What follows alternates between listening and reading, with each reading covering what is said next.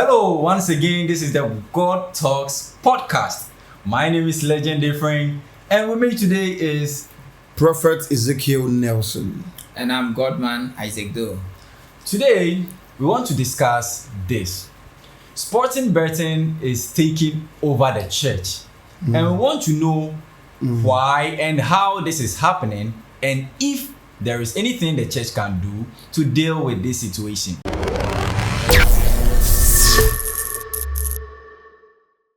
Men of God, sporting betting is taking over the church. How is that happening? And why is this happening? If betting should be a game amongst people, it shouldn't be numbered or mentioned among the church folks. But it looks like even now the church folks are rather enjoying and participating in sporting betting even than the people we expect them to do that. So how is this happening? What has gone wrong? Thank you very much, man of God. I love this topic so much. Honestly, God bless you.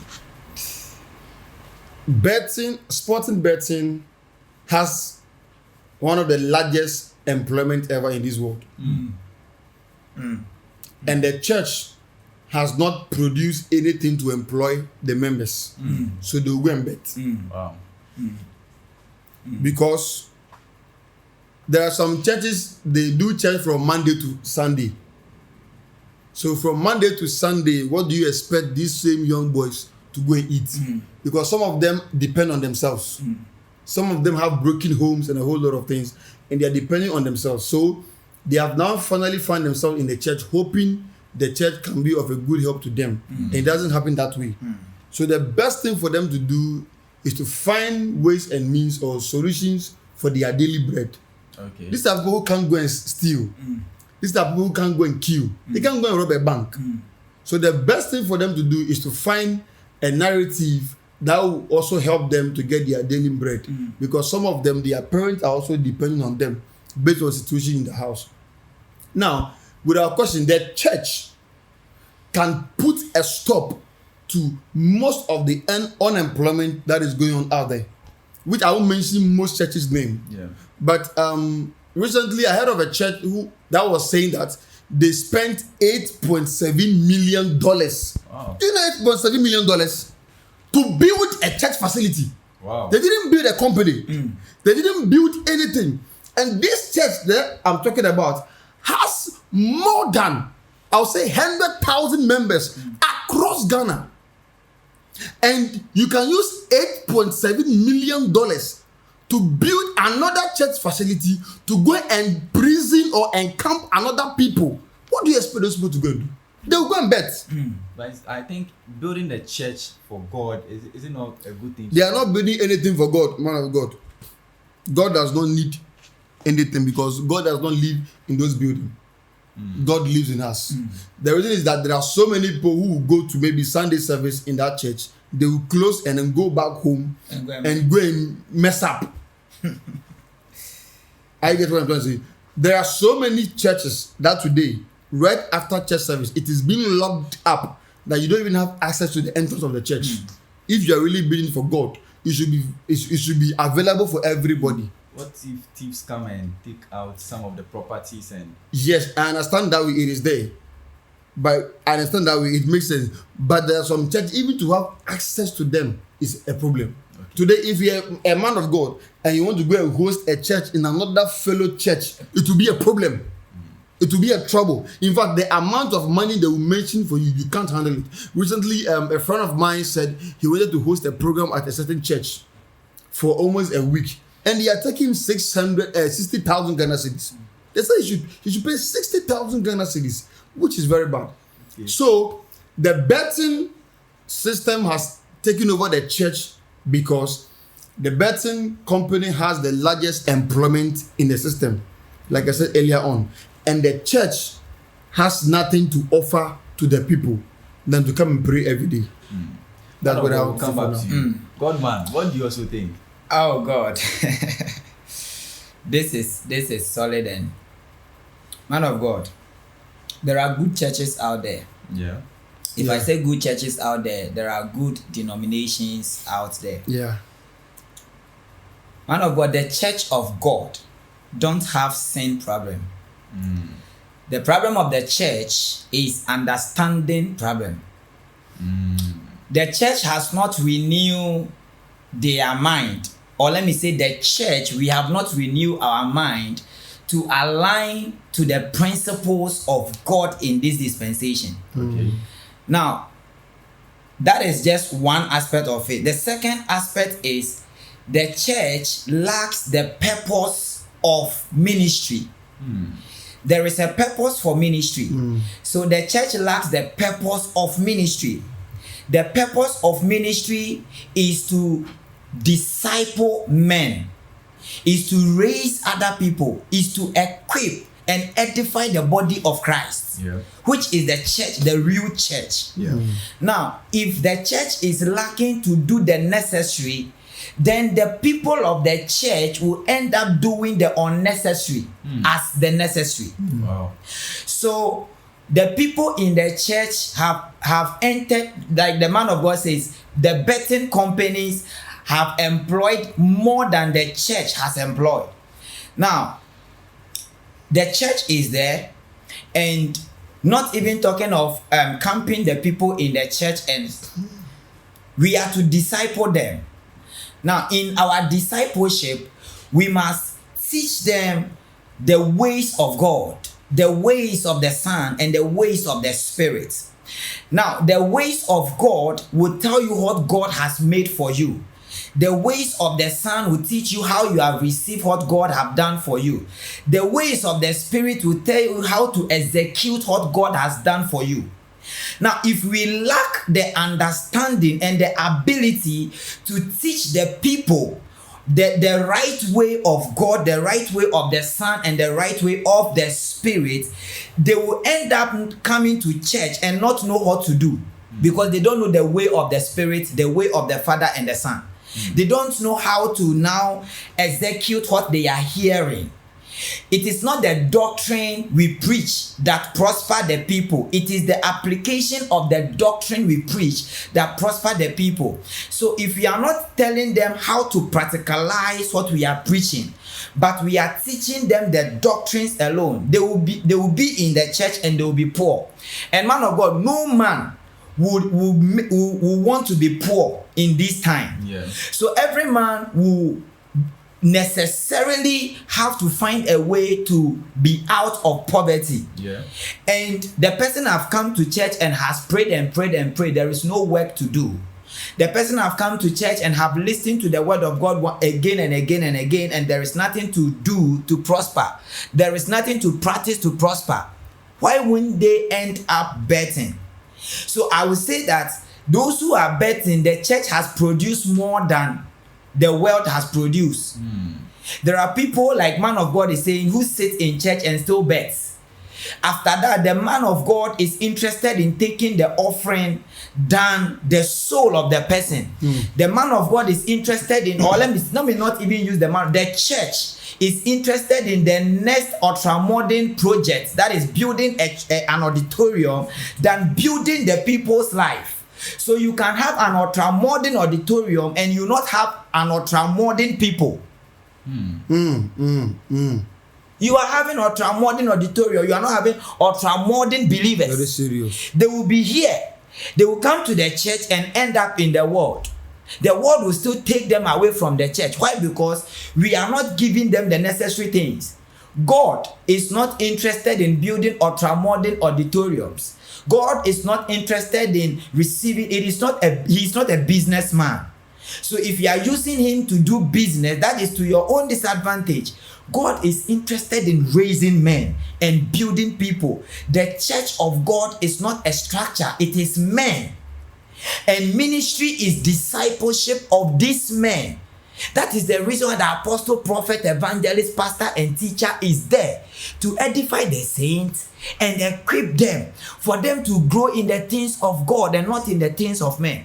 So, man of God, if betting is invading the church, it's as a result of lack of understanding and lack of execution of the will of God from the church. Wow, those are some strong points.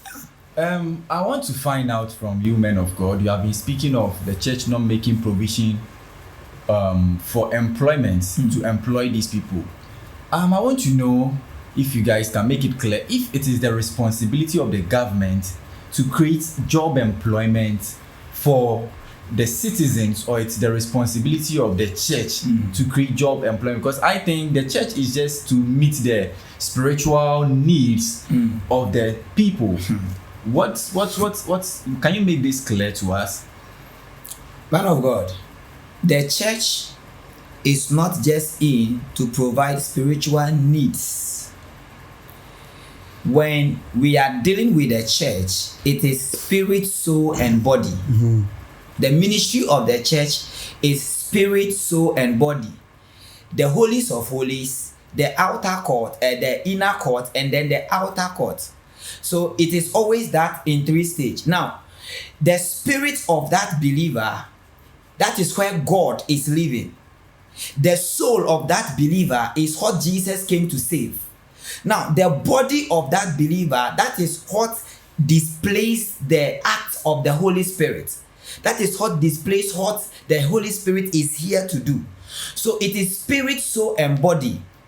If the church is only interested in the spirit aspect of the believer, then the church should not be interested in being good at the workplace. We shouldn't be talking about being loyal and stuff. We should send everything to the realms of the spirit. But we are bringing what is spiritual into the physical. And it is not just the will of the government. In fact, you know something? Bible says something in Proverbs that when a righteous man is in authority, the people rejoices. When a wicked man is in authority, the people, they weep. Bible says something that there are kings that are walking on the land where servants are sitting on horses. This is because the church has not taken its rightful place in our dealings in time. We have not taken our place as church. So if we are to take our place, like I believe that the one who will become the president of the country will come out of the church. There are things the church will tell you that there are sin. But I have said from the beginning that the church is not having sin problem, but understanding problem. The church should be the one producing most of the prominent people. The church, do you think God will not produce reasonable men? God has the ability to produce reasonable men. And it's not like God is not capable. God is capable, but he can do all things exceedingly abundantly above what we think or imagine, according to the power at work in us.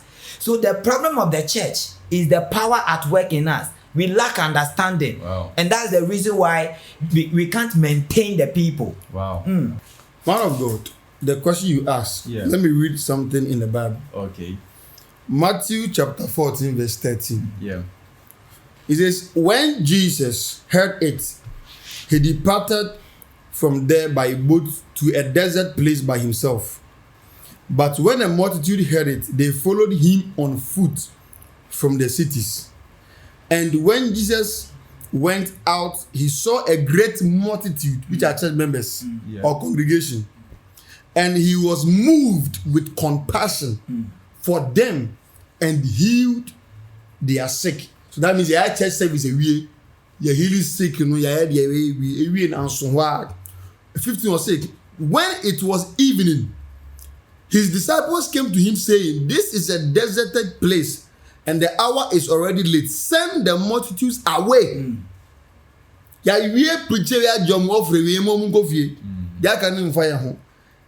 said that they may go into the villages and buy themselves food. But Jesus said to them, they do not need to go away. You give them something to eat. You give them church. something to eat. It is not only the duty of the government to make employment for the church and for the people, but the church can solve this problem with ease. The problem of all this thing is that there is no togetherness in the church. Many members, sorry, there is no togetherness. We are separated, so we can't even help our church. Today, if you don't attend a certain church, they will never offer you the help, even if you are dying, because your name is not in the membership book, or you don't have a membership card, or you don't pay welfare, or you don't even pay dues or something. And that is not how it's supposed to be. Today, even if when you are attending a church and you need help, they will look at how you pay tithes and how your membership card has been full, your consistency in the church or something, before they will offer help to you. But when we read the Bible, these are people. The Bible says, after God saw Jesus Christ saw the great multitude, he preached to them and healed the sick. Right after that, he said to the disciples, don't drive them away. You rather have to what? Feed them and ask them, what do you have? And they brought the loaf and the fish. And the Bible says he blessed it, and they ate to the extent that some even took it to the house. What am I trying to say?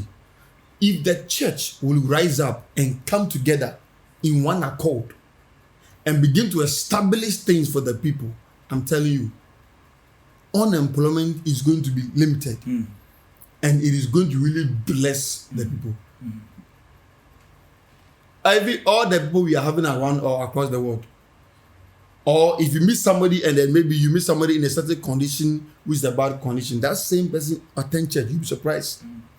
You'll be surprised the lady who stands at the roadside as excuse my word, prostitute or ashawo, also has a church they attend. They will go. One time I heard one man of God says that most of his members are prostitutes. He knows them, that he sees them. So the church, if the church should rise up, man of God, I'm telling you, unemployment will come down. And we are going to solve so many solutions out there. Man of God says something which I'm very happy with, that we are building ultra-modern auditoriums worth billions. Yet the people who are going to sit inside there are hungry. What to eat is a problem for them. My question is that where did that money came from to build that ultra-modern mansion? It came from the same people. At times we will act as if the members are not contributing to the growth of the church, but their little 1 CD, their little 2 CD is still in a bank account. Recently, I heard a certain church that they were ranking the first church, the church to have the largest bank account ever in the world, and a church is having close to $20 million in account, breathing comfortably, while yet there are people who can't pay their school fees. Man, let me give this last example, and then I'll hand over that we are done.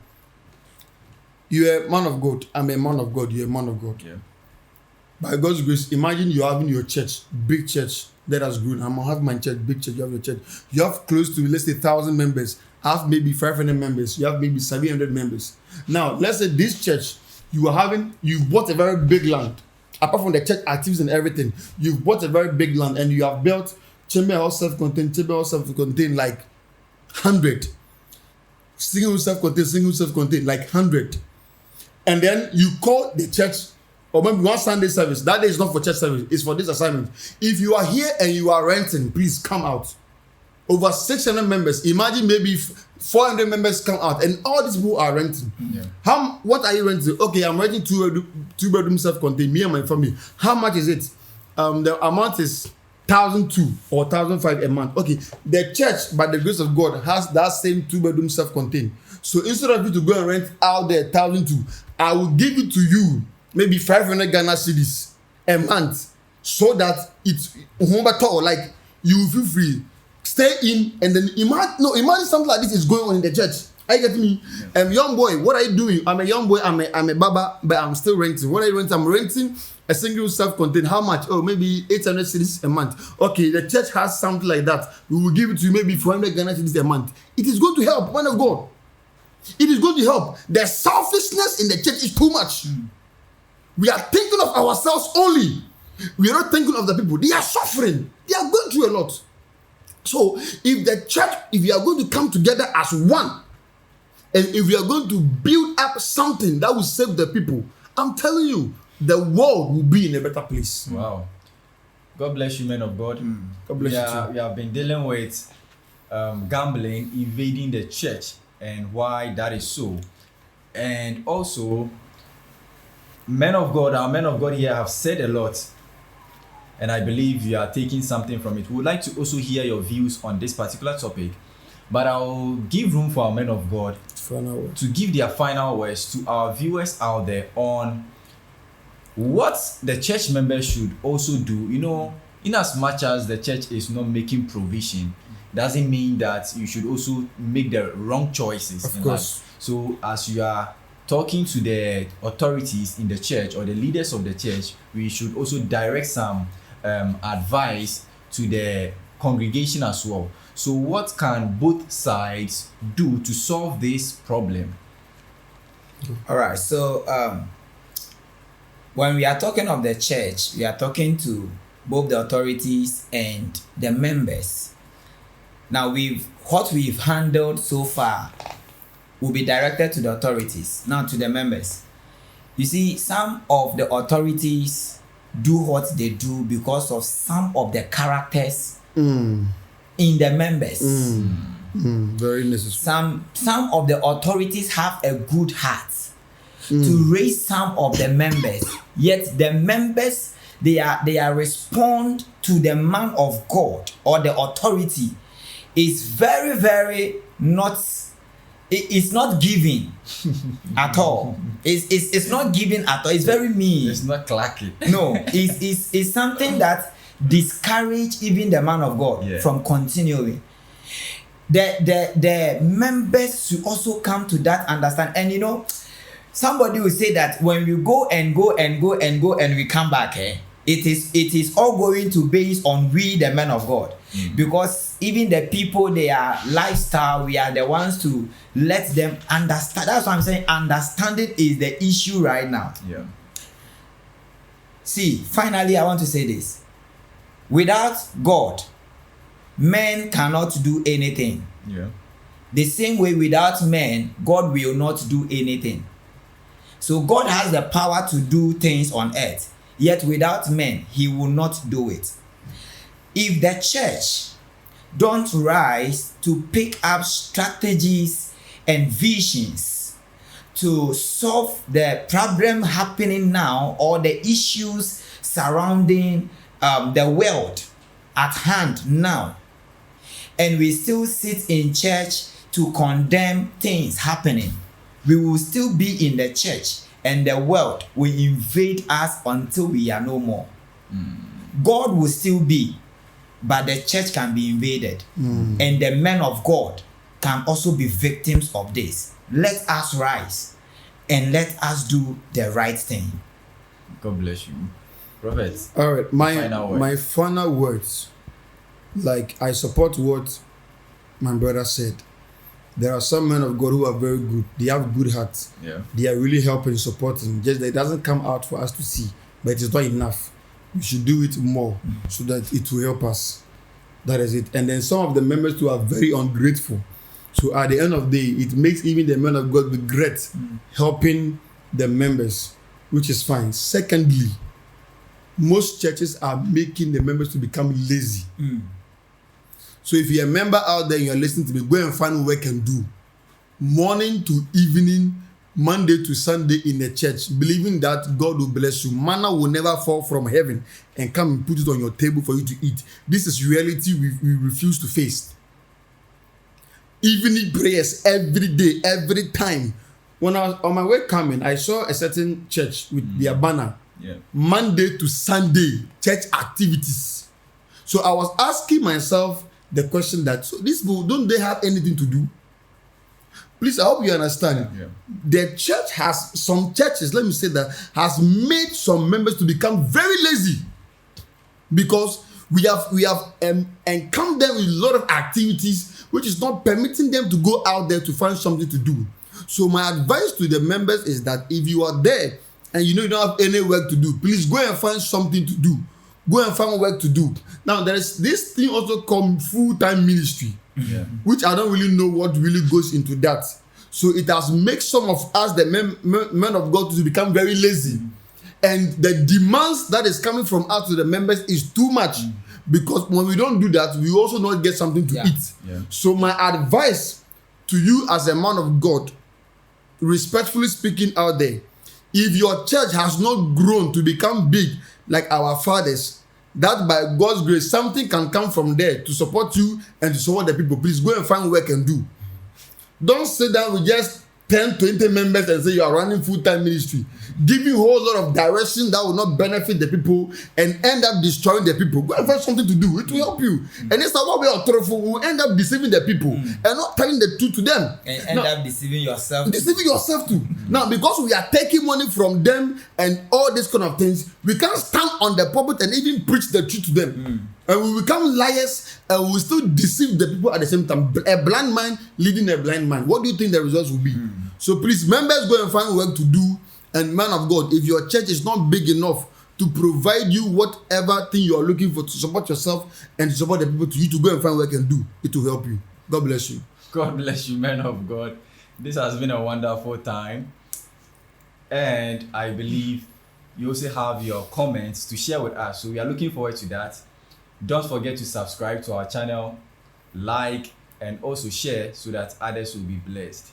This is the God Talks podcast. My name is Legend Ephraim, and today with me, we had Prophet Ezekiel Nelson. And I'm Godman Isaac Doe. So we meet again. Bye-bye.